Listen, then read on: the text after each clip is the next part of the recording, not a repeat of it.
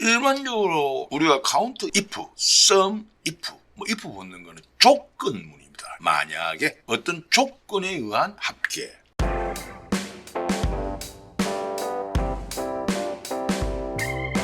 sum if는 어떤 조건에 의한 합계라고 표현할 수 있겠죠. 그럼 count if는 어떠한 조건에 따른 count 몇 개인지 그거 이제 합계가 아니고. 자, 이렇게 했을 때 우리가 일반적으로 예를 들면 이제 count if 범위에서 G4면 G4의 날짜, 이렇게 이제 날짜 영역에서 이 날짜 20210701이 몇 개인가, 하나 둘셋넷 다섯 여섯 개인데 수식을 보시면 여기에 범위가 아니고 날짜 이렇게 돼 있어요. 이게 뭘까요? 날짜가 G4니까 이 날짜 요걸 찾겠다는 얘기입니다. 이 원래는 이렇게 돼야 됩니다. 이게 count if, 자, 날짜 범위가 여기서부터 여기까지잖아요. 그죠? 잡고 하느냐 하면 지금 보세요. 우선 count if 한번 우리 인수부터 보겠습니다. 여기 보시면 두 개입니다. count if는 레인지, 찾을 범위 간단해요. 여기 아까 여기죠. B4부터 B25.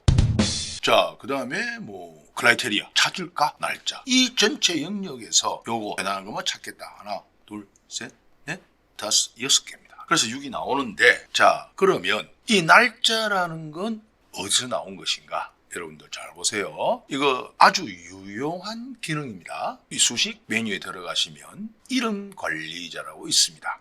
여기 들어가시면 날짜, 물품, 표시 이렇게 돼 있어요. 자, 날짜라는 항목을 클릭을 하고 밑에 참조 대상란을 보시면 이러한 수식이 들어있습니다. 앞면에 있는 거 있죠. offset, count if, counter 이런 거. 자, 이거 한번 보겠습니다. 이거 탁 누르면 딱 잡힙니다. 이렇게. 그죠? 자, 이게 뭔 소리냐? 요 수식을 그대로 한번 보시면 보겠습니다. 이 count ifs라 느낌표 있는 건 이 시트 이름이니까 이거 지우겠습니다. 좀 복잡해지니 보이잖아요. 그죠? 요것도 지우겠습니다. count ifs. 그럼 결국 이제 이렇게 됩니다. 무슨 얘기냐? offset. 자, 여기서 또 counter라는 게 있네요. counter. 한번 보겠습니다. 여기 우리 counter라는 함수에 대해서 counter라는 함수가 있습니다. 네.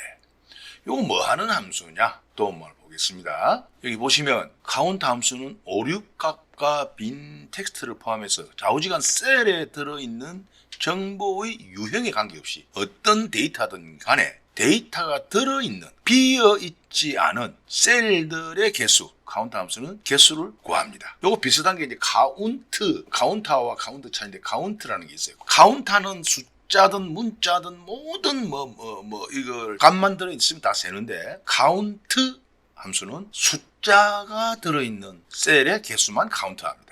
어쨌든 counter라는 함수를 좀 썼어요. 이게 무슨 얘기냐?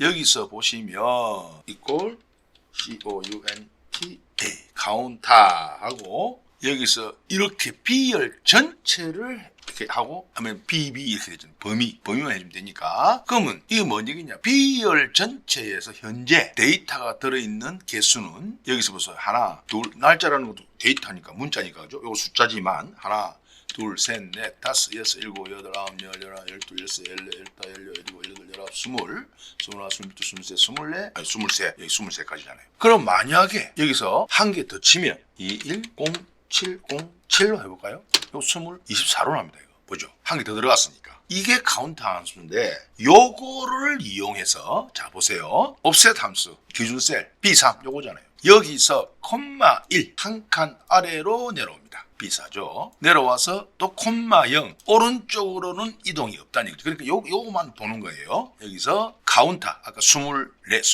23개의 영역이다 이겁니다. 쉽게 말하면 요 영역이 그래서 이걸 이제 이름 관리자에서 그냥 이름은 내가 직관적으로 이해하기 쉬운 다른 사람이 보더라도 가능한 직관적으로 이해하기 쉬운 이름으로 지정해 주시면 돼요. 아무거나. 그렇게 해서 날짜 이렇게 해서 날짜는 바로 이거다. B3에서 자 보세요. B3에서 한 칸 아래로 내려와서 23개. 그러니까 여기서 아까 이것까지 다 하면 24개입니다. 원래는. 그죠? 24개인데 여기서 카운터에 마이너스 1 하나 빼줘야 요 날짜 요 값은 빼줘야 되니까. 이해되시죠? 제목은 빼야 되잖아요. 한 개를. 그래서 이게 마이너스 1이 들어갑니다. 이 끝에. 그죠? 이해되시죠? 자, 이렇게 해주면 아까도 말씀드렸지만 이 범위가 늘어나거나 줄어들고 여기서는 일일이 만약에 늘어나면 또 요거 수정해 줘야 돼요. 요 범위를. 그렇잖아요. 이거 굉장히 귀찮고 번거로운 일입니다. 그렇기 때문에 이걸 수정하지 않고 그냥 자동으로 반영하기 위해서 사용하는 방법이 이름 정의.